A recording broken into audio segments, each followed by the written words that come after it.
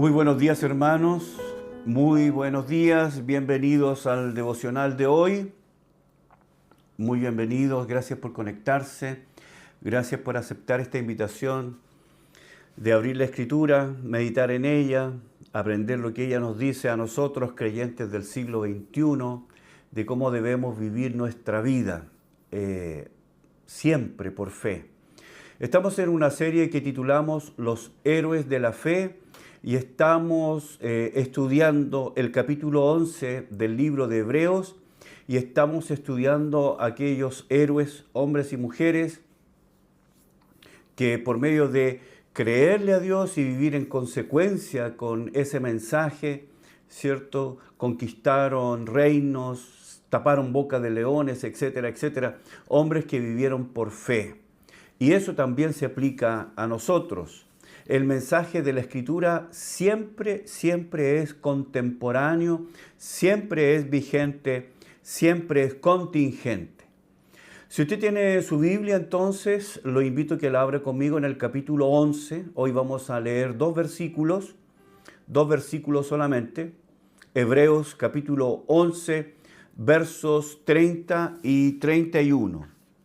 Hebreos 11, versos 30 y 31. Dice el verso 30, por la fe cayeron los muros de Jericó después de rodearlos 7 días. Verso 31, por la fe Rahab, la ramera, no pereció juntamente con los desobedientes, habiendo recibido los espías en paz. Tenemos dos versículos entonces, el 30 y el 31. Hoy, como dije, vamos a ver estos dos versículos o comenzar a estudiar estos dos versículos y ahora vamos a dejar el Pentateuco y vamos a entrar en los libros que mencionan la entrada de Israel a la tierra prometida. Son los libros que nos hablan de la conquista. Hemos visto, haciendo un pequeño resumen, hemos visto cómo la fe se ha manifestado de manera diferente en diferentes vidas.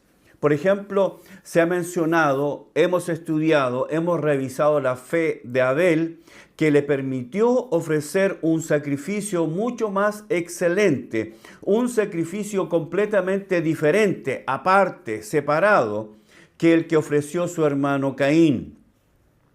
Por la fe, Abel ofreció un sacrificio que agradó a Dios, pues consideraba un sustituto, un sacrificio que consideraba derramamiento de sangre. Por la fe también vimos a Enoc, quien fue un hombre que agradó a Dios y caminó con Dios, tanto así que Dios se lo llevó. Fue un hombre que caminó con Dios porque era un hombre de fe. También vimos la vida de Noé, que es un hombre que escuchó a Dios, creyó en su corazón y vivió en consecuencia con ello. Es una fe perseguida, es una fe que recibió el hostigamiento de los hombres de su época. Entonces la fe de Noé es una fe perseguida, es una fe que fue obstaculizada, enfrentada, que recibió oposición. Luego estudiamos la fe de Abraham.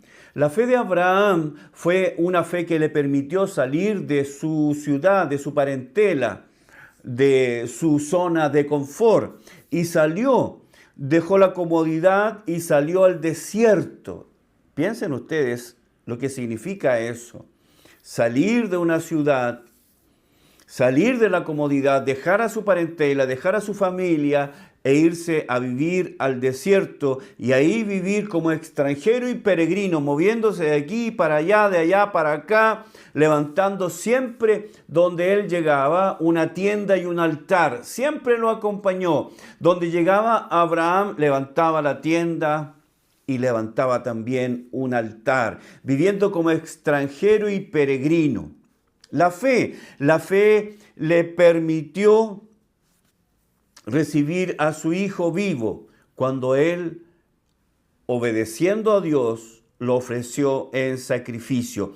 Él obedeció a Dios hasta ese punto. También vimos la fe de Sara, que le permitió, siendo ya una mujer vieja, anciana, le permitió, le dio la capacidad, le dio la fuerza de recibir una capacidad sobrehumana para traer un hijo a este mundo, Isaac, que por medio de él, ¿cierto?, iba a llegar la promesa a toda la raza humana. También vimos la fe de Isaac, Jacob y luego José, que en sus últimos días, casi enfrentando la muerte, dieron la bendición a sus hijos, anunciando la promesa, creyéndole a Dios que así era la promesa que Dios le había dado a Abraham, y ahora ellos eran los depositarios y ahora traspasaban esa bendición a la próxima generación, anunciando la promesa de Dios para ellos y para su descendencia. José mismo dio órdenes respecto de sus huesos. ¿Por qué? Porque él sabía que Dios iba a cumplir su promesa, que al cabo de esos años de esclavitud iban a salir de Egipto. Vimos también la fe de Moisés, que le permitió a él rechazar ese privilegio, digamos, ese privilegio de llegar a ser llamado hijo de la hija de Faraón. Rechazó su vinculación con Egipto. Salió de Egipto, no solamente salió físicamente, sino que también salió espiritualmente. Dejó Egipto físicamente y sacó a Egipto de su corazón. No permitió ser llamado o ser considerado un descendiente de Faraón y llegar a ocupar ese cargo tremendo, importante, que como ya lo he dicho, ¿no?, y lo hemos mencionado en nuestros estudios anteriores, que no solamente significaba llegar a ser la cabeza de Egipto, Faraón, el rey de Egipto, sino que también significaba llegar a ser considerado Dios. Por la fe, Moisés no permitió, él rechazó, porque él consideró que lo que venía adelante, miró al invisible, vio al invisible y consideró los galardones de parte de Dios más importantes que el beneficio de quedarse en Egipto. Entonces ahora el autor de Hebreos nos va a llevar a, como dijimos al principio, al tiempo de la conquista, al tiempo en que Israel entra en la tierra prometida, ¿cierto? Entra a tomar posesión de la tierra que el Señor les había prometido. Así que ahora el autor de Hebreos nos va a dar dos ejemplos de fe, pero ahora en el tiempo de la conquista. El primer ejemplo es mencionado, no es mencionado específicamente, el héroe de esta porción es Josué, quien por la fe en Dios y por creerle a Dios, ¿cierto?, derribó los muros de esta imponente ciudad. Si ustedes me acompañan, vamos a leer una porción algo extensa, pero para que nos ponga en contexto. Josué capítulo 6, verso 1 en adelante. Josué capítulo 6, verso 1 en adelante. Si tiene su Biblia, dice: ahora Jericó estaba cerrada, bien cerrada. Eso es un punto importante. A causa de los hijos de Israel, nadie entraba ni salía. Mas Jehová dijo a Josué: mira, yo he entregado en tu mano a Jericó y a su rey con sus varones de guerra. Rodearéis, pues, la ciudad todos los hombres de guerra, yendo alrededor de la ciudad una vez, y esto haréis durante 6 días. Y 7 sacerdotes llevarán 7 bocinas de cuernos de carnero delante del arca, y al 7º día daréis 7 vueltas a la ciudad, y los sacerdotes tocarán las bocinas. Y cuando toquen prolongadamente el cuerno de carnero, así que oigáis el sonido de la bocina, todo el pueblo gritará a gran voz, y el muro de la ciudad caerá. Entonces subirá el pueblo, cada uno derecho hacia adelante, cada uno derecho hacia adelante. Llamando, pues, Josué, hijo de Nun a los sacerdotes, les dijo: llevad el arca del pacto y 7 sacerdotes lleven bocinas de cuerno de carnero delante del arca de Jehová. Y dijo al pueblo: pasad y rodead la ciudad, y los que están armados pasarán delante del arca de Jehová. Así que Josué hubo hablado al pueblo, los 7 sacerdotes llevando las 7 bocinas de cuerno de carnero pasaron delante del arca de Jehová y tocaron las bocinas, y el arca del pacto de Jehová los seguía. Y los hombres armados iban delante de los sacerdotes que tocaban las bocinas, y la retaguardia iba tras el arca, mientras las bocinas sonaban continuamente. Y Josué mandó al pueblo diciendo: vosotros no gritaréis, ni se oirá vuestra voz, ni saldrá palabra de vuestra boca hasta el día que yo os diga: gritad, entonces gritaréis. Así que él hizo que el arca de Jehová diera una vuelta alrededor de la ciudad, y volvieron luego al campamento, y allí pasaron la noche. Y Josué se levantó de mañana, y los sacerdotes tomaron el arca de Jehová. Y los 7 sacerdotes, llevando las 7 bocinas de cuerno de carnero, fueron delante del arca de Jehová, andando siempre y tocando las bocinas. Y los hombres armados iban delante de ellos. Y la retaguardia iba tras el arca de Jehová, mientras las bocinas tocaban continuamente. Así dieron otra vuelta a la ciudad el segundo día, y volvieron al campamento. Y de esta manera hicieron durante 6 días. Al 7º día, verso 15, se levantaron al despuntar el alba y dieron vuelta a la ciudad de la misma manera 7 veces. Solamente este día dieron vuelta alrededor de ella 7 veces. Y cuando los sacerdotes tocaron las bocinas la 7ª vez, Josué dijo al pueblo: gritad, porque Jehová os ha entregado la ciudad. Y será la ciudad anatema a Jehová con todas las cosas que están en ella. Solamente Rahab, la ramera, vivirá con todos los que estén en casa con ella, por cuanto escondió a los mensajeros que enviamos. Pero vosotros guardaos del anatema, ni toquéis ni toméis alguna cosa del anatema, no sea que hagáis anatema al campamento de Israel y lo turbéis. Mas toda la plata y el oro y los utensilios de bronce y de hierro sean consagrados a Jehová y entren en el tesoro de Jehová. Entonces, verso 20, el pueblo gritó y los sacerdotes tocaron las bocinas, y aconteció que cuando el pueblo hubo oído el sonido de la bocina, gritó con gran vocerío, y el muro se derrumbó. El pueblo subió luego a la ciudad, cada uno derecho hacia adelante, y la tomaron, y destruyeron a filo de espada todo lo que en la ciudad había, hombres y mujeres, jóvenes y viejos, hasta los bueyes, las ovejas y los asnos. He leído hasta el verso 21. El verso 1 del capítulo 6 nos dice lo siguiente respecto de la ciudad de Jericó. Nos dice: ahora Jericó estaba cerrada, bien cerrada. Es una frase importante. Es una frase que nosotros no podemos pasar de largo. Es una frase que nos invita a la reflexión. Esa frase, cerrada, bien cerrada, nos da la idea de lo fuerte, de la fortaleza que era la ciudad de Jericó. Era una fortaleza muy difícil de derribar.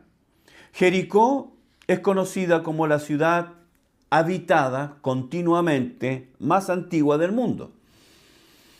Este es el récord que tiene esta ciudad, la ciudad de Jericó. Es la ciudad antigua que ha sido por más tiempo habitada continuamente en todo el mundo.